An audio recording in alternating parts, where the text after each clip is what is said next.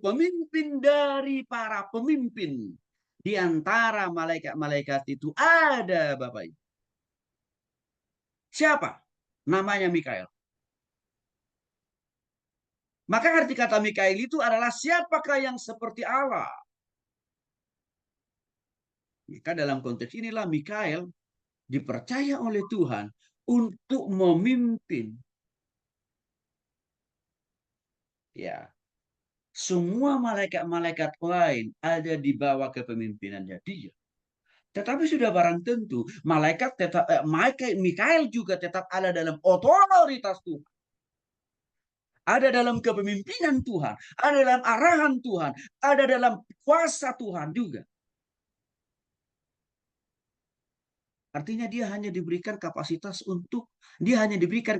oleh Tuhan untuk menjadi leader di antara para malaikat-malaikat lain. Pertanyaannya, mengapa masih menjadi begitu penting Tuhan memilih salah satu dari antara jutaan malaikat itu yang namanya Mikael menjadi pemimpin daripada malaikat-malaikat yang lain? Karena Tuhan paham betul tugas dan peran malaikat itu memang begitu banyak, Bapak Ibu. Banyak tugasnya.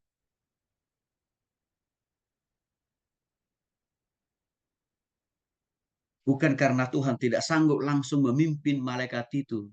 Sanggup. Karena Tuhan juga yang tetap memimpin. Pemimpin tertinggi daripada malaikat itu. Tetap Tuhan juga kan sebenarnya. Tetapi dalam rangka efektivitas, efisiensi. Supaya semua tugas-tugas pekerjaan Tuhan itu bisa dilakukan dalam hitungan detik menit. Berlangsung di seluruh dunia ini. Maka dia menciptakan malaikat-malaikatnya. Dari antara para malaikatnya dia pilih komandan atau penghulu atau kepala atau leader di antara para mereka. Nah, Mikael ini Bapak Ibu dikasih oleh Tuhan Yesus Kristus sangat berperan. Ya, waktu Tuhan menugaskan Mikael mendampingi umat Tuhan. Ya, inilah yang ditugasi oleh Tuhan untuk menolong dan memimpin dan mengarahkan bangsa Israel waktu mereka keluar dari tanah Mesir, tanah perbudakan, menuju tanah perjanjian, yaitu tanah Kanaan.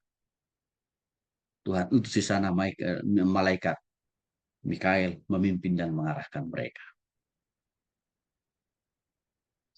Hal itu dicatat di dalam Daniel pasal 12 ayat 1.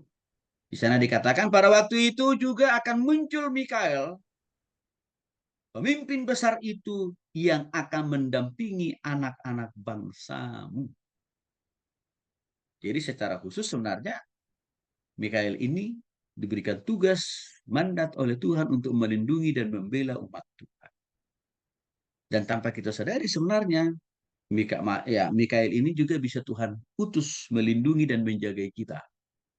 Cuman selama ini kita nggak ngeh. Karena kehadiran malaikat ini kan tidak terlihat Bapak Ibu. Tapi mereka sebenarnya di sekitar kita loh Bapak Ibu. Melindungi kita dari berbagai mara bahaya. Menjauhkan kita dari serangan-serangan dari si iblis atau orang-orang yang jahat. Jadi kalau kita selalu dalam keadaan tentram, terlindungi, sebenarnya ada malaikat di sekitar kita diutus oleh Tuhan, ditugasi oleh Tuhan loh. Nah, itu. Dalam Daniel pasal 10 ayat 13, malaikat Mikael disebut juga pemimpin yang terkemuka. Terkemuka itu kan berarti paling terdepan. Arti yang paling terdepan itu artinya adalah apa? Kepala, pemimpin, leader di antara malaikat-malaikat yang lain.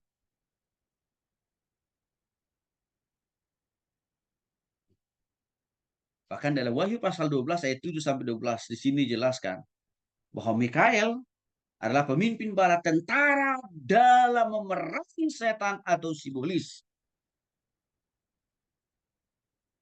naga besar serta pengikutnya. Naga itu gambaran atau nama lain daripada sibolis ya Bapak Ibu ya. Jadi jangan langsung kita berpikir, wah berarti nanti kita akan berhadapan dengan ular naga atau ular sinaga bonar. Bukanlah. Naga itu istilah lain, panggilan lain dari iblis. Ya sama dengan tadi malaikat juga punya panggilan lain, tentara surgawi gitu ya Bapak Ibu ya, atau putra Allah. Setan itu di iblis itu juga ada panggilan lainnya. Salah satunya tadi adalah ya naga besar. Itu juga akan ditaklukkan, akan dihancurkan oleh yang namanya malaikat Mikael. Ya, Mikael ini akan memimpin peperangan dalam melawan iblis dan juga dengan segala pengikut-pengikut daripada iblis itu sendiri. Mereka akan bertempur dengan dahsyat pada akhir zaman. Artinya dalam kondisi kita saat ini, Mikael sedang terus-menerus bertempur, menghadapi, berperang, menaklukkan, menghalangi pekerjaan-pekerjaan simbolis dan antek-anteknya di dalam mengganggu kehidupan kita orang-orang percaya. Jadi kalau kita tiap-tiap hari Bapak Ibu bisa tidur dengan nyenyak di rumah kita, jangan lupa yang kita tidak bisa lihat, Tuhan bisa mengutus malaikatnya menjaga sekeliling rumah kita, sekeliling usaha kita, sekeliling bisnis kita, sekeliling pelayanan kita. Bayangin Bapak Ibu, kita hanya tinggal tidur nyenyak saja kan? Tuhan kasih malaikatnya melindungi menyertai kita. Jadi Bapak Ibu dikasih oleh Tuhan Yesus Kristus, Mikael mengusir iblis dan malaikat-malaikat iblis. Saya pakai istilah malaikat-malaikat iblis juga untuk menjelaskan bahwa iblis itu juga Bapak Ibu punya malaikat-malaikatnya. Tapi malaikat-malaikat yang dimaksud di sini adalah iblis yang sama. Ya, iblis yang sama juga maksudnya di sini. Pengikut-pengikut daripada iblis itu kan juga banyak Bapak Ibu. Seperti saya katakan tadi, Mikael adalah pemimpin daripada malaikat-malaikat yang benar dalam Tuhan. Dan yang dipimpin oleh Mikael itu adalah malaikat-malaikat yang tetap tinggal di dalam Tuhan. Iblis juga punya pemimpinnya. Nanti akan kita bahas minggu depan tentang simbolis. Siapa nama kepalanya, pemimpinnya, dan para pengikutnya berapa.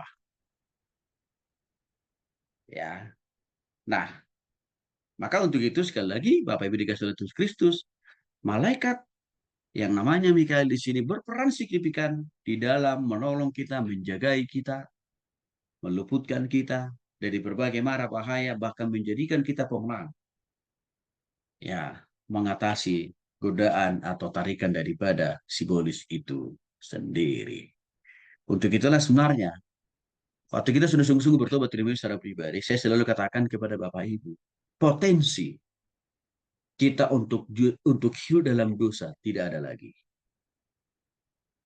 Kenapa? Karena malaikat-malaikat Tuhan, salah satunya Mikael, dikasih tugas oleh Tuhan menjagai kita dari lingkungan sekitar kita supaya kita tidak terjerembab